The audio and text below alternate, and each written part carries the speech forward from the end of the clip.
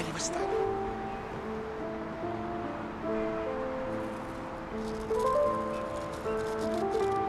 اعتبري دي الجايزه الذهبيه. معلش احنا بنزينه بقى.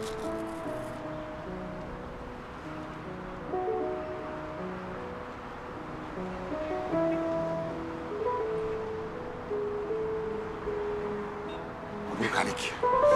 ده من النوع الغالي العلم، مش اي كلام يعني. اخيرا ضحكتي يا باي. ايه في ايه؟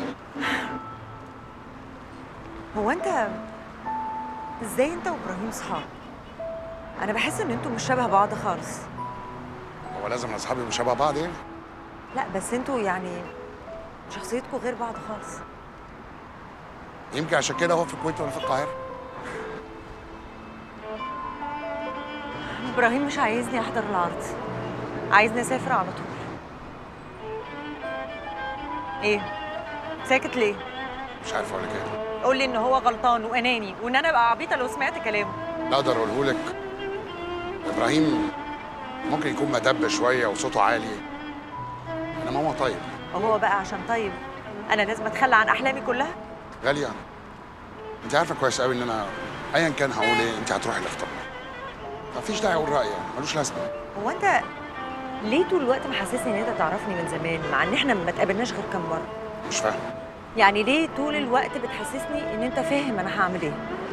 انت فاهم دلوقتي ان انا هروح المسرح وقبل كده كنت فاهم ان انا هتقبل. ليه انت عايز ايه؟ انا مش عايز حاجه انا بقول اللي انا حاسه. اسف لو كنت ضايقتك بطريقتي، انا ما كانش قصدي. طب استنى يا يحيى، معلش انا اسفه، انا متعصبه ومتضايقه قوي. معلش جت فيك انت بقى. طب تعالي معايا. اجي فين؟ مش انت عايزه تخلصي من كل الغضب والزعل اللي جواكي ده؟ اه. تعالي بس. اجي فين بس؟ تعالي.